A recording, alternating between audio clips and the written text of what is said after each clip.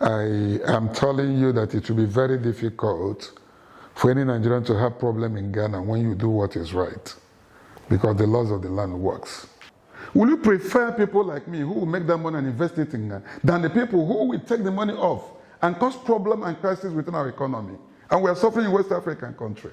Is that the kind of continent we want to build? No. Are you telling me that if I was told about the ECOWAS law, and I'm just an ordinary trader who have no knowledge about what your laws are saying, and government have not done their responsibility by creating awareness, educating their people, how many of these people are educated enough to go and read the laws of Ghana? When we started with Indomie here, I took the first 10 Ghanaians to Nigeria, spend my own money to go and train them how to do Indomie fry. Go and see all the bus stop today before I put out of the investment of Indomie. Now it's owned by other people, yes. But we brought it here. We marketed it here. I trained the people who trained others. Go and check how many Ghanaians that are doing Indomie fry every evening. Anytime I'm passing on the street, I see them, I stop and buy and eat. I'm so glad that I look at this is what we have been able to do as humans. Hello, many thanks to you for this opportunity to come your way once again. I am Kofi Opong, and this is Nigerians Abroad. Each time when I have the opportunity to come to you, I come with excitement. I come with lots of goodies, because we Nigerians in the diaspora, we are really making impact, positive impact. Today, on this episode, I happen to have the opportunity to engage and have a conversation with the Managing Director for Candid Properties. He doubles as the Managing Director also for West Trasacco Hotel, and with a subsidiary or branch being Candid Spa. And also, he is the Board of Trustees Chairman for Nigerians in Diaspora Organization. Again, he's a chief from his village back in Nigeria and also a chief here in Ghana. He's in the person of Chief Calistus Elozieuwa. Yeah. I'm correct, right, Chief? You did very well. Yes. Chief Calistus Elozieuwa. Yes, Chief Calistus Elozieuwa is our guest today on Nigerians Abroad. Thank you for joining us. Continue to stay with us. Please do subscribe to this channel, like and share our videos, and do well to leave your comment. So, Chief, first of all, we would want the world to know you. Thank you very much, and thank you to your viewers. My name is Chief Kalistus, Chief Calistus Elozieuwa. I hail from Isu local government in Imo State, Nigeria. Okay. I'm married with children, 6 children, with a lovely wife, Ndidi Celestine Elozieuwa. I'm a businessman by profession, of which you mentioned Candid Properties Limited and West Trasacco Limited. You're right when you said that. And we're also engaged in youth empowerment in so many ways. Like we have an organization, a company also that handles, provide job opportunity for the youth. That's why we bring VIX cars. Okay. To also empower the youth to have something to do. We partner with Disafric, we partner with Yango, we partner with so many other transport companies to contribute our quota to the society. Wow. To provide job opportunity for our youth. So that's virtually who I am. And you left one out, you are a chief. Yeah, I'm a chief by title. And also an apostle, a member of Redeemed Christian Church of God, a minister with Redeemed Christian Church of God. And you mentioned also the other aspect, which I've not said, the Board Trustees Chairman of Nigerians and Diaspora Organization, wow, known as Nido. Nido is an organization that represents the interest of the Federal Republic of Nigeria in any part of the world where Nigerians are found. Our duty as Nido is to look after the affairs of the welfare of our people, get the best brains wherever they are, get remittances into our country to develop our country. Wow. Help our people to make sure that they obey the laws of their land, the land of their residence. and also encourage people to appreciate the importance of recognizing where they come from and making investment in our country, collaborating with the Federal Republic of Nigeria to make sure we become good ambassadors of our nation wherever we're found. Wow.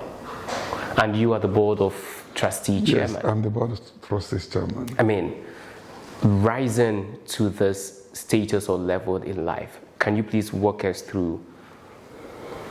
Yeah, the reality of the whole thing is the desire to impact into the life of the people.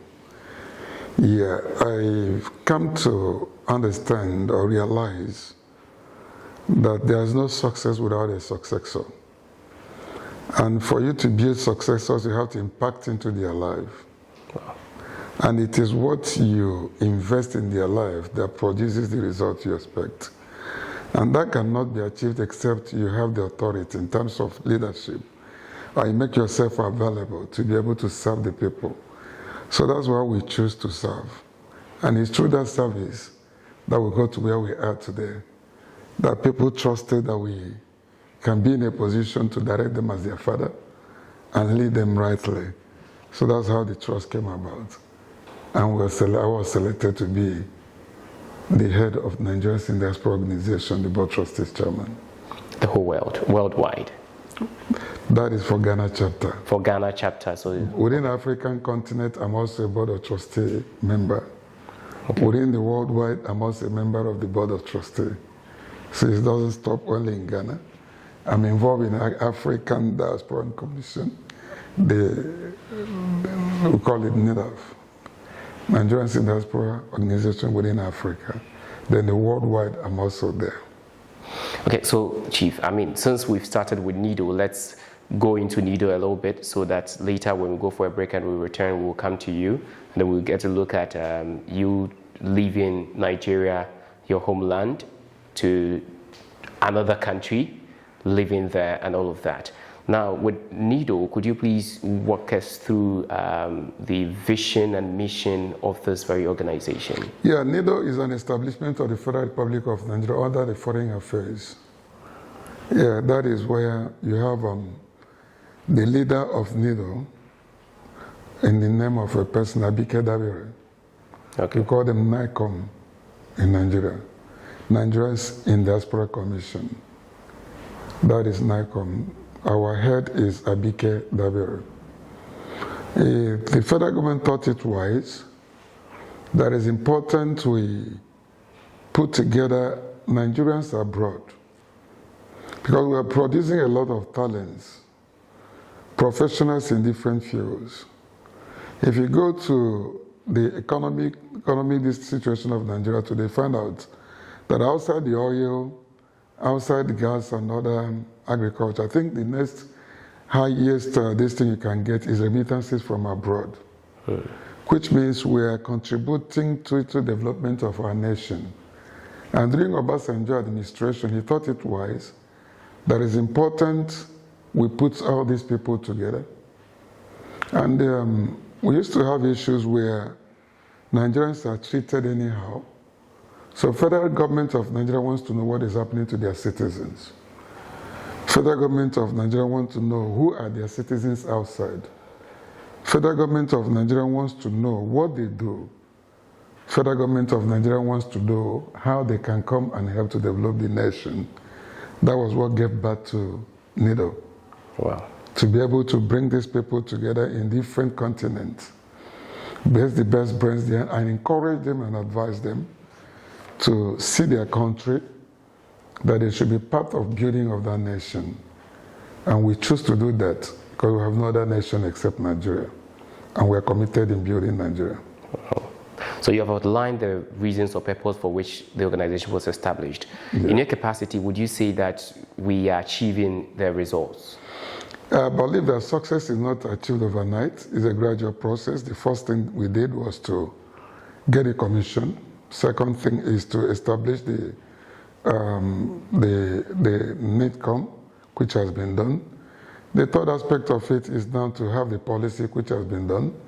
We have aspect of the letting to pass through the Parliament of Nigeria, which people call Parliament there. There we call it National House of Assembly. And this thing, he has passed through all that.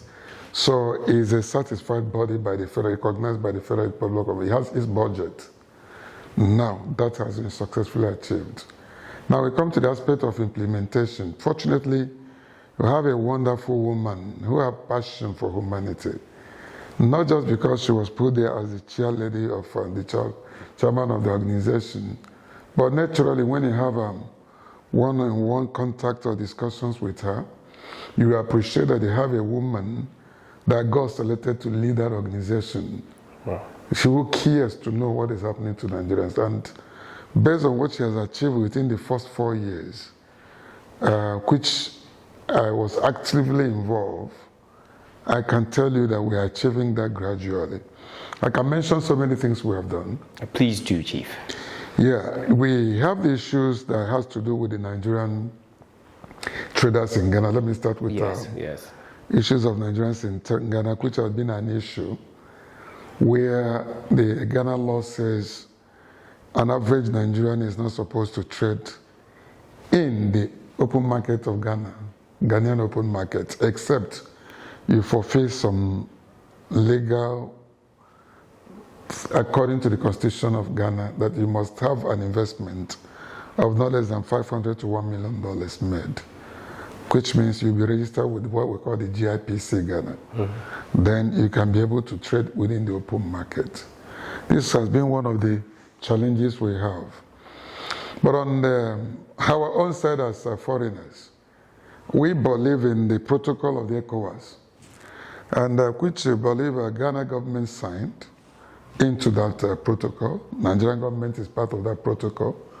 We also believe that the laws of the ECOWAS made it very clear that any member of ECOWAS state is entitled to live in any of the ECOWAS community, which Ghana is one of the ECOWAS community, reside there freely, do his businesses freely, live and respect the law of that land. And that is what has motivated most Nigerians to see any part of Africa, West Africa, as a place they can live, do investment, do what they are supposed to do, respect the law of the land, and also pay their taxes, contribute to the development of that particular state or country. So that's our understanding of the ECOWAS community. But unfortunately, if we have the aspect of the laws of Ghana, which also has a section of the law that protects the interests of their citizens. But when I digged into that matter, I was able to appreciate that the Ghana government thinking was not actually focused on the members of the ECOWAS state. They were actually looking at some people, some foreigners outside the members of the ECOWAS state when they enacted that law. Which was meant to actually checkmate the activities of the Chinese and so many other Indians and Lebanese and more or less like the Westerners. The Westerners, not to infiltrate into the local market that is meant and reserved for members of ECOWAS state. And unfortunately, the clause did not exempt the members of the ECOWAS state from that law. And we've not had difficulty living with Ghanaians, which I must commend today, tomorrow. They have been wonderful hosts to our people. I am telling you that it will be very difficult for any Nigerian to have problem in Ghana when you do what is right, because the laws of the land works. I can say it proudly any day, any time. That's why when I have issues with that has to do with Nigerians and Ghanaians, the first thing I do is to do investigation first before I go into conclusion. Yeah, because I've lived here for longer, and I've done businesses with Ghanaians. I lived here, and I can speak authoritatively with that on that, and I'm sure of what I'm saying. But where we have difficulty is when it has to do with this ECOWAS issue. Most of our people doesn't have that ability to bring in such capital. Yeah, sure. Then it becomes a challenge. So the Foreign Affairs has actually been having discussions with the Ghana government. But we must be realistic to ourselves. If not for last 2 years, or last 2 years, the Ghana government have never officially locked our people out of the market before.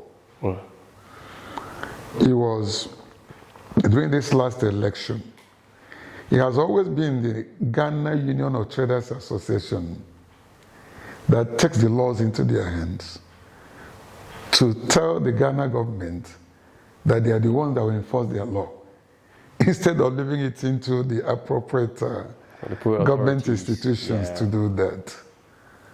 And you know what politics is all about in Africa. Unfortunately, the pressure became too much against the state during the last election. So they have no other option than to form a committee to look into Nigerians who have registered their companies and who have GIPC. And since then, we've been managing it. And it's not been healthy. And it's not encouraging. Because to us, we are not supposed to live like people who are different from each other. The integration of the West African state and African in general is what will bring about empowerment that we require to be able to challenge and be able to bring synergy together that will make us whom we are supposed to be within West African state. Let us live as one people, create job opportunity for our people, make money and retain the money within West Africa. That's the only way we can develop ourselves. But when we start fighting ourselves for these little things, their tendency will lose bigger things. And that is where I have a serious challenge concerning that particular GIPC law. But there's something that can be done. There's something that can be done.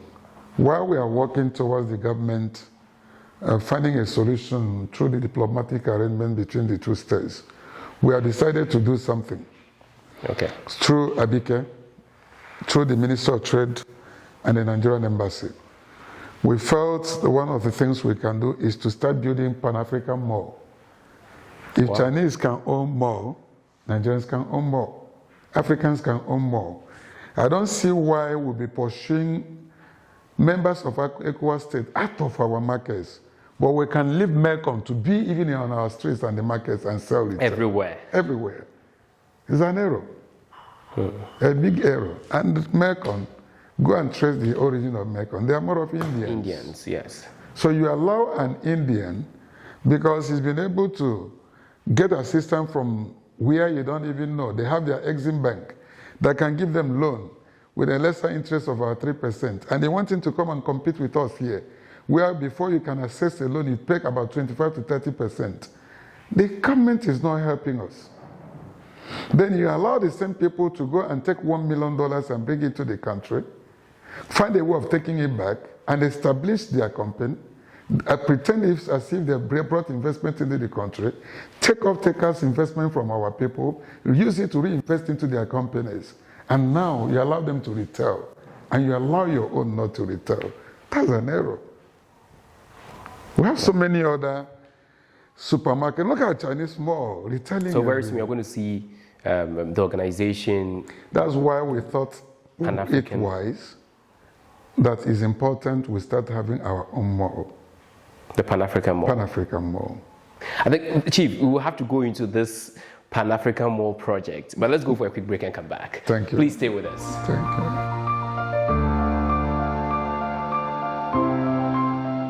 Our gallant men and women travel far and near in search of greener pastures. Many stories are told of them, full of lies or less truth. But a new era is here for us to tell our own stories, full and not in parts, in truth and not in lies. An opportunity to add our voices to the developmental discourse of our own motherland, even from the diaspora. A dedicated platform for Nigerians living in the diaspora and making their motherland proud. So join us on Nigerians Abroad, inspiring generations. We are still here. Thank you for staying with us. Let me just inform you that today we are out of our studios and here with Chief Calistus Elozieuwa. He's the Managing Director for West Trasaco Hotel and Candid Properties. He's opening our minds to African unity in the direction of developing our own continent as a people. Chief, before we went for the break, you were taking us through the establishment of the Pan-African Mall. Yes, the vision of the Pan-African Mall came about respecting the laws of Ghana. Yes, no matter whatever you do, the respect of the laws of the land is paramount. We will not expect Ghana to change their laws overnight. It has to pass through a process. And so that was why I thought it was that it's important that we develop what we call the African Mall. I sold the idea to our government, the Minister of Trade, the former Minister of Trade, not the current one now. He flew to Ghana. We had discussions about it. He also brought in the Nigerian ambassador, acquisition of a property where the mall will be built. And the traders are aware. We started making contributions with the support of the Federal Republic of Nigeria through the Office of the Foreign Affairs and the Diaspora Commission, ABK. We've already cut the sod. The day we cut the sod, the Minister of Trade and Industry Ghana was there. The Minister of Trade Nigeria was there. The head of the company that will be building the company was also there, Bracer Hammers. Bracer Hammers is one of the leading companies that has to do with infrastructural development and project management in terms of estate development in Nigeria. So the federal government felt that instead of giving it to all these Chinese companies, Indian companies, we would develop our own. Then let's develop. To be honest with you, if you see the structure, the design and everything, what we are getting from them is cheaper, better in quality, because they understand the concept of the African market. So they were able to develop it based on what is required of the common African people. That helps us trade the way we trade, live the way we live, and interact the way we interact while we're in the same market, developing ourselves and creating job opportunity. In that first mall there, we'll be having about 780 shops. 780 shops? It will shops. house 780 shops. And that will be creating employment of over 3,000 Ghanaians and Nigerians. Wow. Yeah. So, Chief, you are creating employment, and you cannot say that we're creating employment for only Nigerians or only Ghanaians, but it's going to help reduce drastically the unemployment rate across Africa. Yeah, but we have challenge on that. You see, the job for now, because of the position of the laws of Ghana, we create more opportunity to Ghanaians. Okay. Because the laws has not been changed. The law that says that he must have a working permit as a member of ECOWAS state before he can work in Ghana. And it's not friendly to the ordinary people. So it will be difficult for any Nigerian to come and work. But I believe your office is doing something about it. Yeah,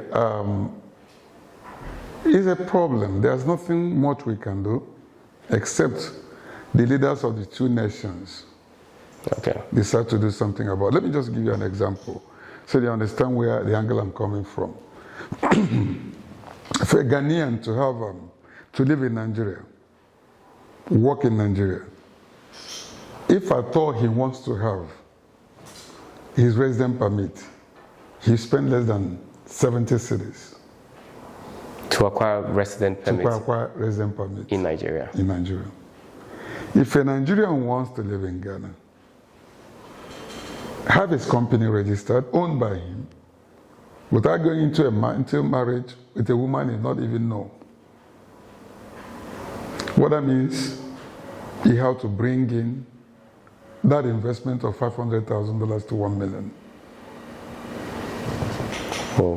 What that means is that when they calculate the COT charge of the $1 million, you'll be spending over $5,000 to have your company registered. After the registration of your company, that is if you want it to be owned by you, without a Ghanaian as a partner, you have to cover that money from your capital.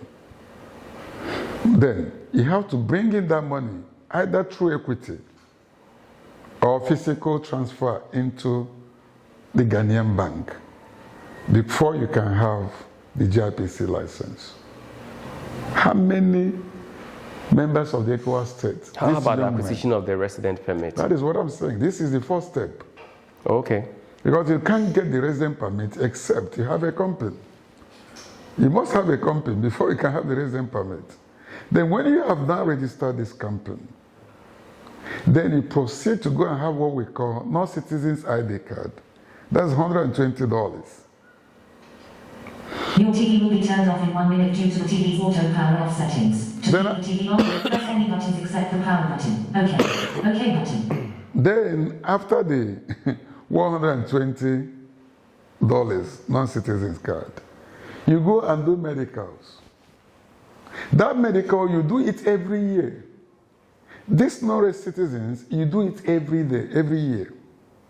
So you have to pay 2,000 something Ghana cedis to do your medical as a member of ECOWAS state when you're Nigerian. Then, you now, before you talk about the processing fee, 1 year is $500 for your resident permit and your working permit. A year is $500. Whereas in Nigeria, a Ghanaian will be 70 cedis. To get all that I've just mentioned. Wow. It's not ended there. Then, if you've not brought in the required amount of money and bring evidence to have your GIPC, you will still own a company where you don't have shares. You just be a just ordinary director. Which means your destiny is in the hand of somebody. Or you have to get a Ghanaian who will be just a nominal shareholder there. Then you build your share, the destiny of your family and your children, into the hand of somebody you don't know. And it is not so in Nigeria. It can never be so, and it's not supposed to be so. So what that means is that you are scaring investors out of your country. The government is releasing more revenue. They are unable to capture more Nigerians. You cannot control crime. You don't even know who resides. When the statistics in terms of planning of the state of who lives in Ghana, you can't have it accurate. You can't. Because your policy have already created, what would I call, made it difficult. Yes. For the people who wants to capture there to be there. So if we have 3 million Nigerians in Ghana, you're having about maybe 50,000 Nigerians who are registered. So who is losing revenue? You are losing revenue. This government of Ghana is losing revenue. So these are the things we are asking them to look at. We've written them officially. They should be able to look at what do we do when it comes to do with the immigration position of the West African states. Now that is where now you create opportunity for people to harass citizens, Nigerian citizens on the street. Like it's happened previously. It's been happening till today. Even as at yesterday, I settled one in Koforedia, where a Nigerian was beaten by immigration officers. His money was collected. I had to make calls before that money was released yesterday. I was not releasing full. We have these cases on a daily basis, and it's not supposed to be so. Now, if you want somebody to have a resident permit, and it made it difficult for him to have that resident permit, what do you expect him to do? Should he go and start stealing? And you're saying he shouldn't trade in the market. Even when he's hawking on the street, he's arrested. People take advantage of them. They have become a source of money making for some what I call unpatriotic immigration officers who don't love the country Ghana, that want to dent the image that the country is building for itself, that we are proud of. That's why we are here. At least if other countries have not gotten it right, if we start from Ghana, it can affect other countries within the West Africa. It's more like you think and talk differently. What? What makes it? Yeah, because with the things that you're saying, you're opening our minds to the entire development of Ghana as a country, Exactly. even though you were Nigerian. The reason I say that is this. I live in Ghana. You talked about my company, so we are going to go there. Yes. 90% of my workers are Ghanaians, if not 97%. If I make profit, I invest it in the land of Ghana. Yeah, sure. I told you I bring in cars, Toyota Vicks. My target this year is to create job opportunity for not less than 300 Ghanaians. So I think Ghana. I think about the people of Ghana. How do I create that employment? If I bring Toyota Vicks 300 pieces, it's not 300 drivers. Yes. That is employment for 300 people. I can show you the documents. These are the ones I brought last year. You can count over 90 pieces here, which means within 6 months of last year, I was able to give employment to not less than 90 people. 90 people within 6 months. Within 6 months. I'm not talking about other sectors. I'm talking about only into the transport sector. Will you prefer people like me who will make that money and invest it in Ghana than the people who will take the money off and cause problem and crisis within our economy? And we are suffering in West African country. Is that the kind of continent we want to build? No. We should empower each other. We should empower each other. We should understand each other. We should develop each other. We should work together in one accord to develop. Nobody can develop Africa except we develop Africa on our own.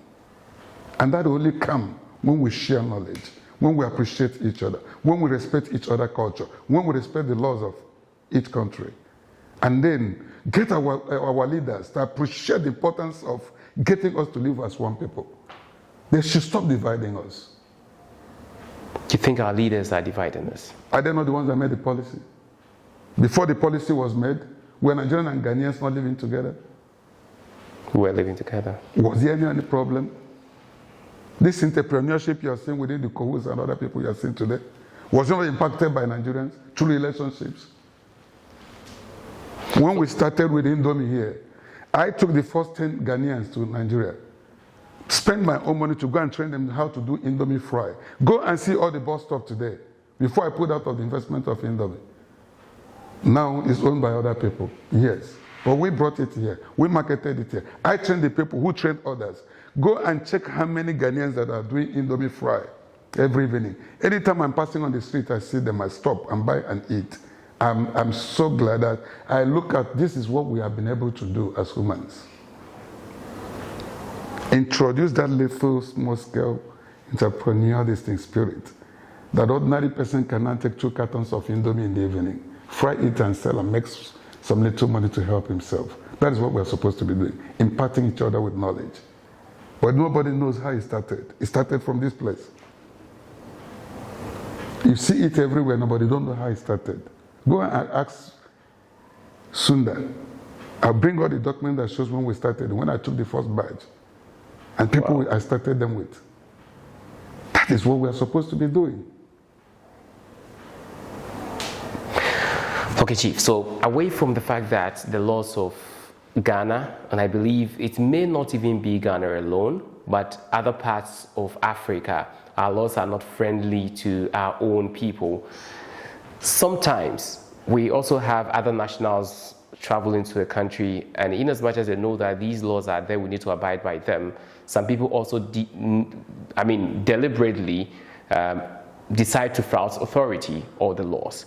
How do you feel when you see that some of our brothers and sisters Nigerians are deliberately flouting the laws? What do you call it deliberate? When you say something is deliberate, you have to define it to one. Sometimes they know that I am not supposed to do this. Like the issue of the trade. Like issues of the trade. No, fine. Sometimes the laws are too much. The requirements are too much. Yes, listen to me. When you use the word deliberate, that is why I started interrogating what you say. Okay. Are you telling me that if I was told about the ECOWAS law, and I'm just an ordinary trader who have no knowledge about what your laws are saying, and government have not done their responsibility by creating awareness, educating their people, how many of these people are educated enough to go and read the laws of Ghana?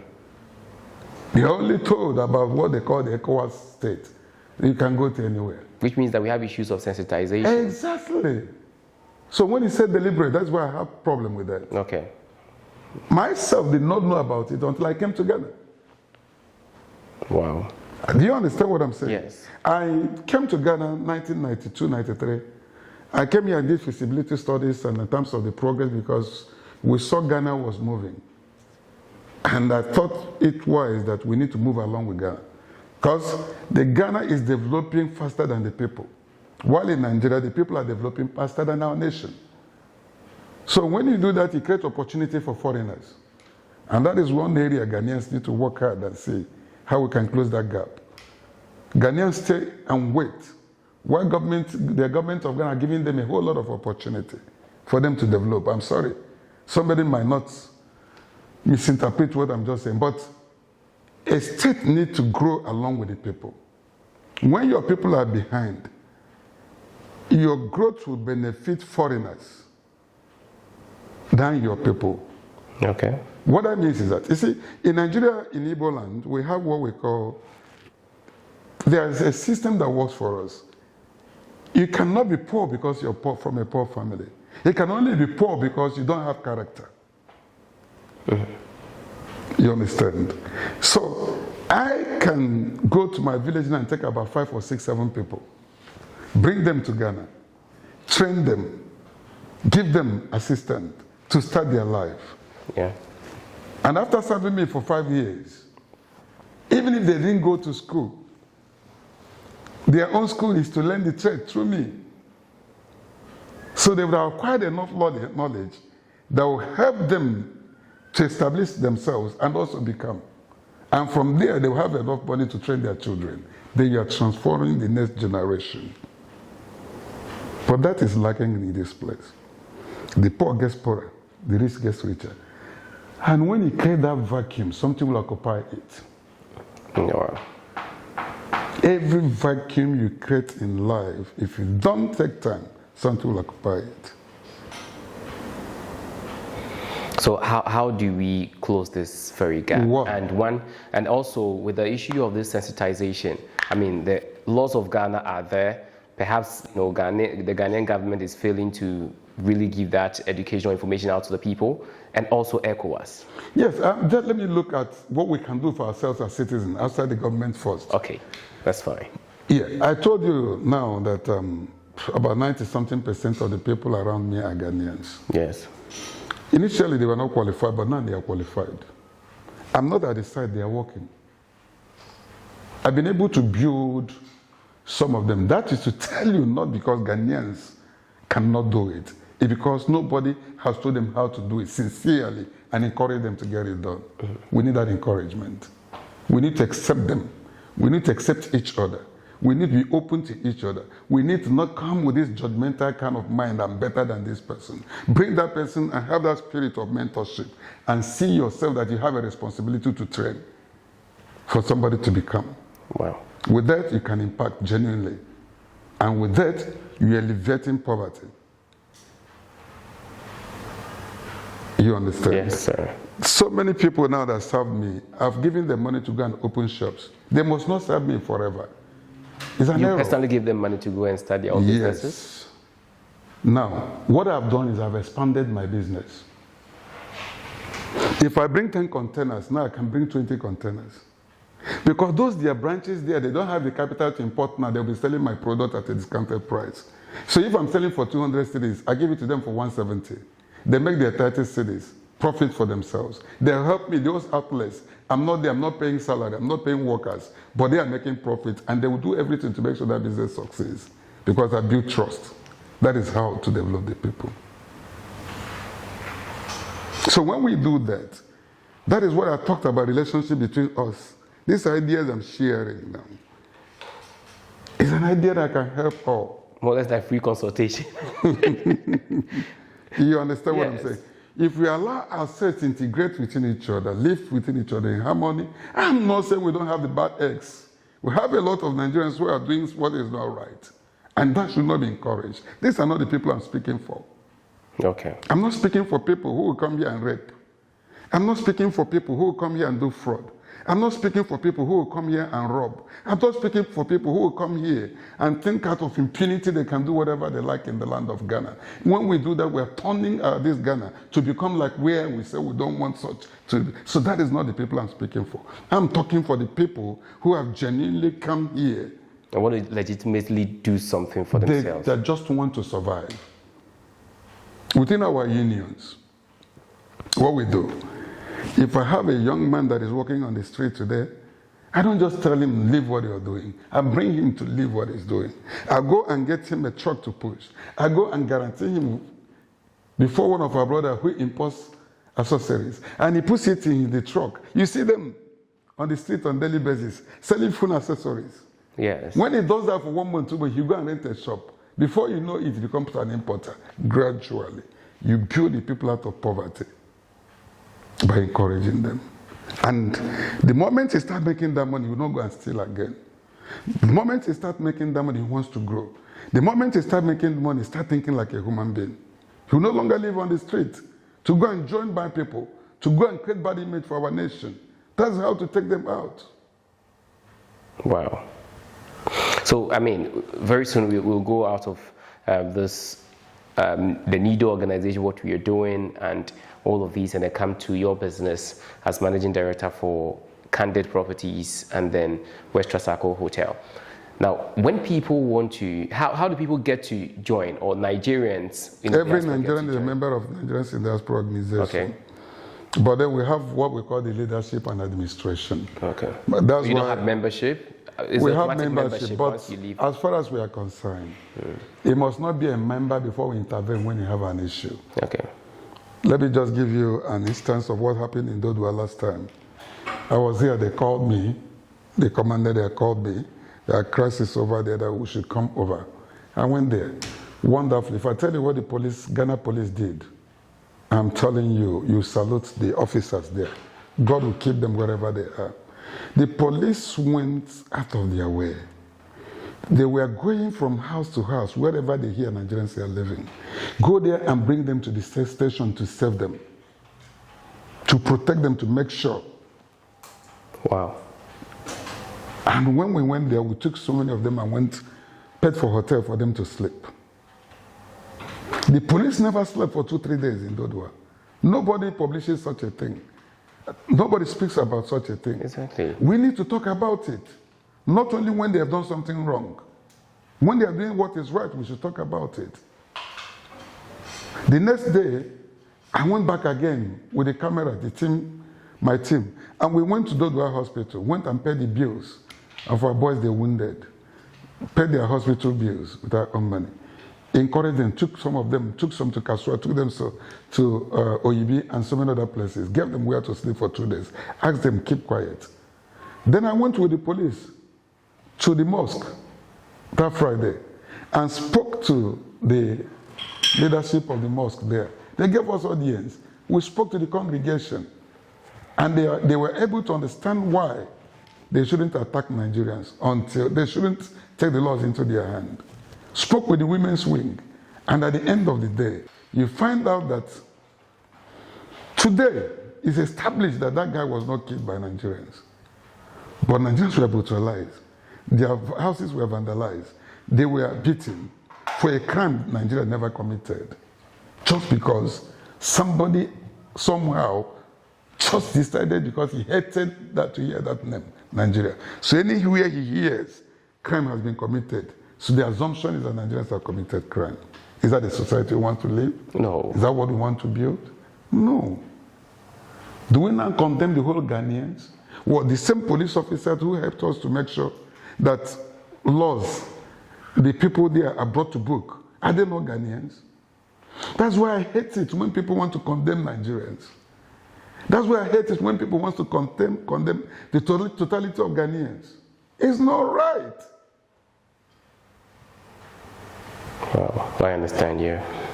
I understand you. I mean, you speak with so much emotions and passion, and it's more or less like you want Africa to really grow and develop in unity. Yeah, because I know what has kept us where we are today is not about us. It's about our leaders who have refused to understand their responsibility. Wow. And they have let themselves to continue to be used out of their selfishness and stupidity. And they believe they will continue to dance to the tune of people who hate you. My brother, your enemy will never be your savior. Until we begin to see that, I say, brother, I would rather live in Ghana than to go and stay in America. I would rather stay in Ghana, drink Gary, If I go to America and make money today, I'll bring it back to Africa and invest it. Because that is where God has called me, to impact the life of the people. Not there. Wow. We should be able to begin to see ourselves that we have responsibility. We have problems to solve. And the more problems you solve, the more money you make. Until Africans learn how to solve their problems, they will not be wealthy. The more problems you solve, the more money you make. All right, so let's go for another break, and when we come back, we'll come and look at you doing business in Ghana, and we'll look at your business that you are into. But to Nigerians out there, if you have problems, you need to quickly go to Nido, Nigerians in Diaspora. They are doing wonderfully well to safeguard the interest and the well-being of Nigerians living in the diaspora, the Nido, Nigerians in Diaspora Organization. So find them. I think you have your online presence and all that, so you can find them. If you're Nigerian in any part of the world, once you are out of your homeland, Nigeria, find Nido and then let them know that you are there in the country. They will always be there for you. Stay here. We'll go for a break and we'll be back shortly.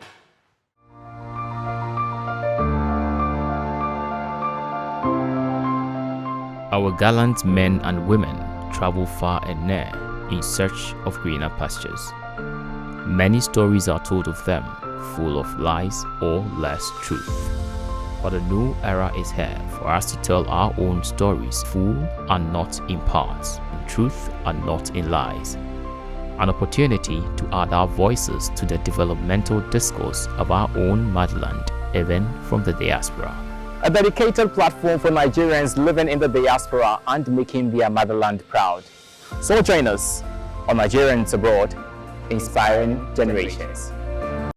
So my guest today, I know you are enjoying this very discussion or conversation that we are having. He's an African man who believes in Africa's development. So he's shed more light on the various policies and things that we can do to ensure that Africa takes its own place in the world.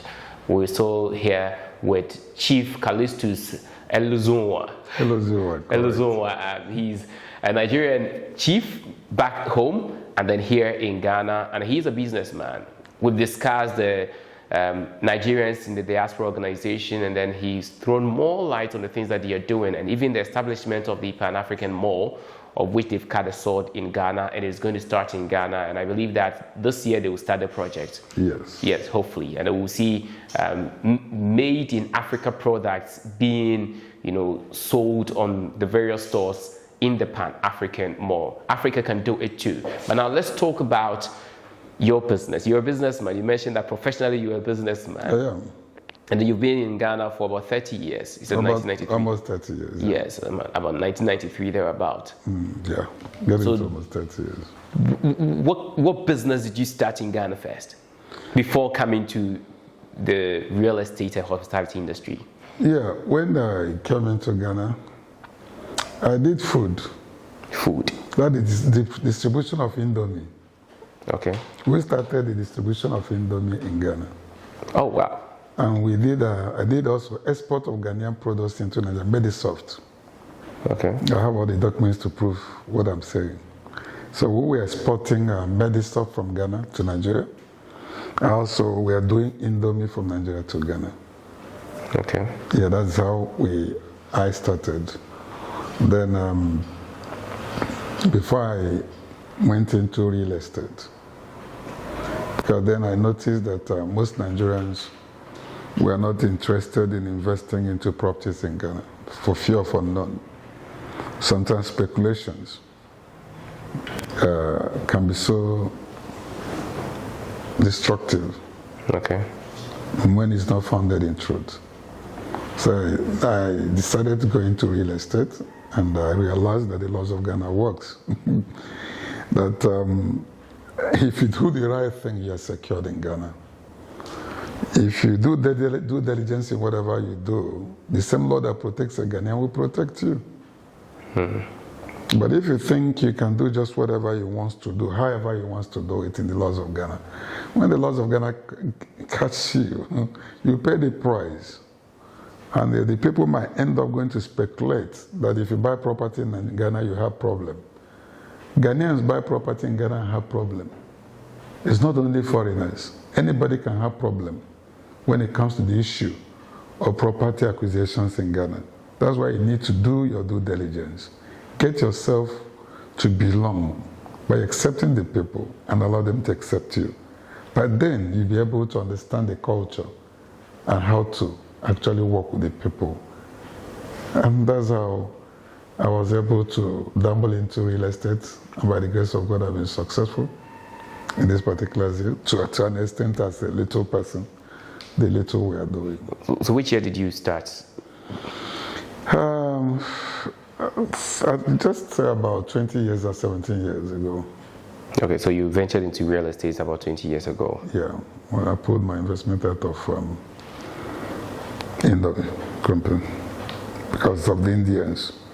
We brought in the product here, did the advert. That is where, if you notice, you see when we are cooking on the streets, in the marketplaces. Yeah. Go to schools and we cook for our children because we believe that nobody will buy what he doesn't know. So we didn't do advert first. What we did was to go to door-to-door marketing of Indomie and did the open market cooking for people to test it before they accepted the product. So after doing all these things, the Indians felt they now want to bring other people to divide us. You become a distributor for this area and this area. So I felt I'm done. So I decided to leave that particular field and ventured into some other things. Okay, so now, I mean, since you are a foreigner who has established a real estate company in Ghana, I mean, briefly, could you throw light on acquiring a property in Ghana as a foreigner? Yeah, one is that the laws does not give us advantage. Language is another barrier. Setting of the family structures in Ghana, the customs, different customs and culture of different ethnic groups there in Ghana is another barrier. Then you have the institutions that are not helping matter. Then you have inheritance structures. These are all areas that you definitely have challenges. So if I am a foreigner and I want to acquire a property in Ghana, how do I do it? I really want to acquire, let's say, a landed property. Yeah, the people talks about documents. You know, every other person, a layman on the field will always tell you, go and do a search.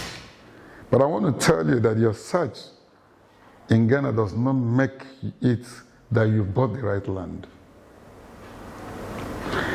One thing is for the government institution. Remember, the government institution registers a document that was given to them when it's not challenged. That's why I can go and pick your land, go and give it to the Lands Commission or this thing. The moment they see the title is not being registered, they start the process of registration.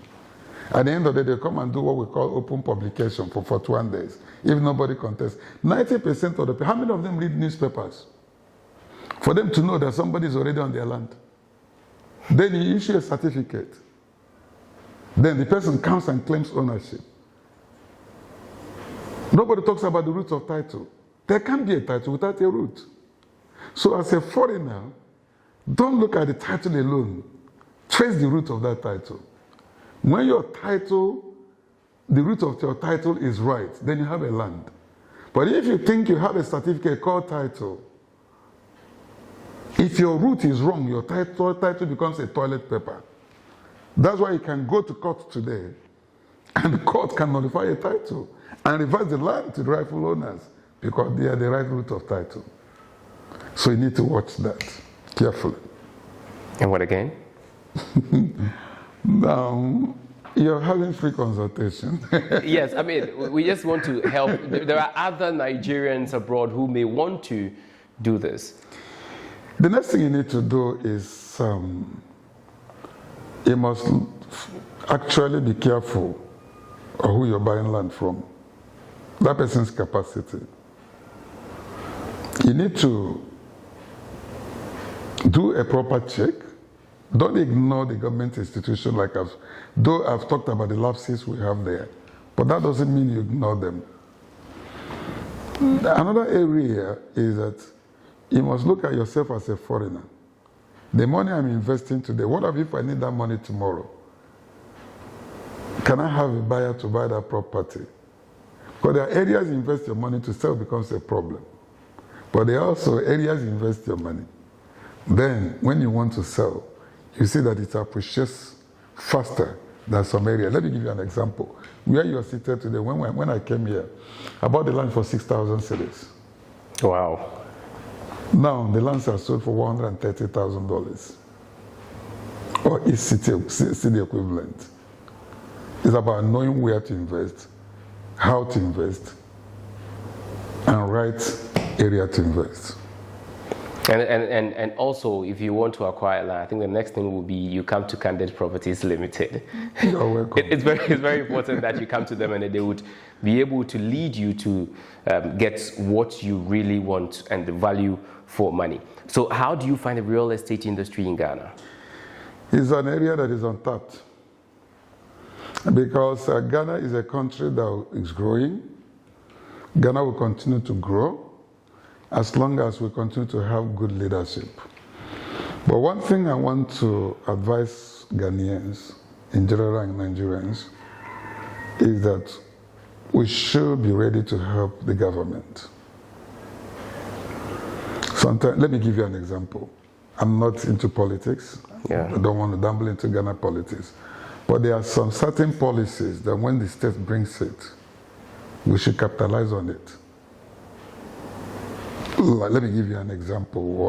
Okay. Just when we talk about one district, one factory, it was, Ghanaians played it as if it was a joke, but it was an opportunity to create, if the government that brought that policy are serious about it, they understand what that means.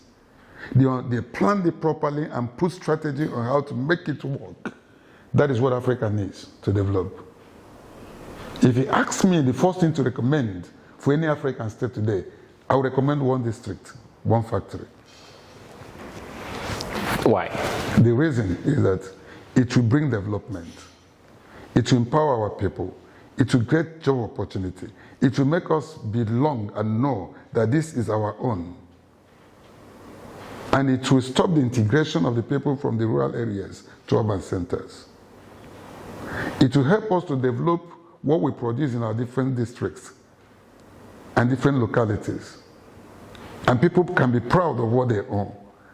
And that will bring revenue and help the people to also grow. It can create job opportunities and also market for the people. But we need to know where, which kind of industry, not just an ordinary industry. Which kind of job do you want to create? What is it that we want to invest our money? Let me just give you an example of catfish.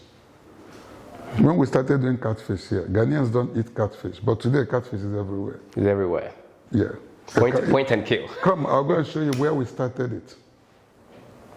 The first time we started catfish in Ghana here, I used to bring fingerlings from Nigeria. Today, catfish is everywhere. So you're also a farmer? Chief. One day, come and pay visit, I'll go and show you. Right. These are things that can take an ordinary person. You can start just a pond of catfish with less than 15,000 Ghana cedi. And within 6 months, if you sell it, you can make up to 45,000 cedis. Wow.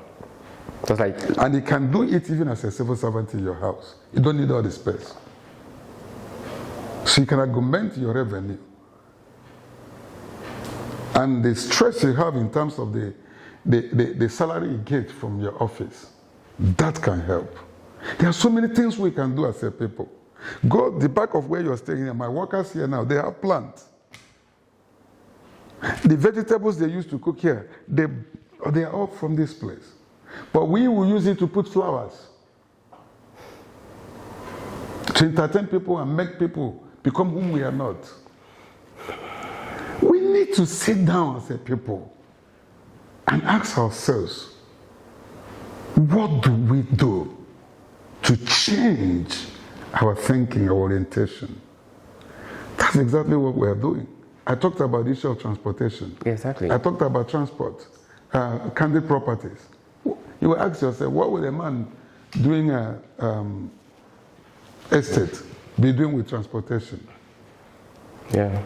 Because I have that desire to empower the youth. And which area can I venture into that will help?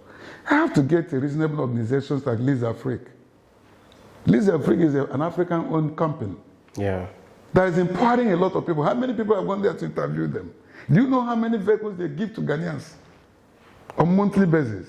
Wow. Come on, we'll take you there. They look for people like us. We bring in the cars and give it to them. They'll make sure they distribute it through Yango and so many other companies. And we're creating job opportunity. We can do it. Yes, we can. One Range Rover our boys are driving, smoking, and drinking on the street can empower 10 youths. Can empower 15 youths. Not only that they've empowered them, but they are also creating revenue for themselves, for the unborn children and generations that are about to come. You don't eat the destiny of the people today and you expect Ghana to become better tomorrow. Either as a businessman or as a civil servant or as an administrator or you're a member of the parliament or you're within the institution of governance. Think about the next generation. Think about people that will succeed you. Think about how to impact the life of the people. Think about how we can change our society. Think that this is your children you're making this money for. How are you sure that the future you're planning for them will remain like that when you're not there? Think. All right, so Chief, you briefly also into hospitality. I do. So let's talk about hospitality to West Trasacco Hotel. That is another area that I felt, because we want to do float transport company from Nigeria to Ghana. Okay. That will bring the integration of the West African states there, where they are coming, they have a place to stay. That's how the idea came. So if you have a luxurious bus that comes with about 53 people, if you have a hotel of 20 or 30 or 40 rooms, you can be sure of your market. And they want where they can come, where they have ideas of where to go, the factories to visit in Ghana, the ideas of the businesses, the items they can take from Ghana and go and sell in Nigeria. We are there. So it's by bringing them very close.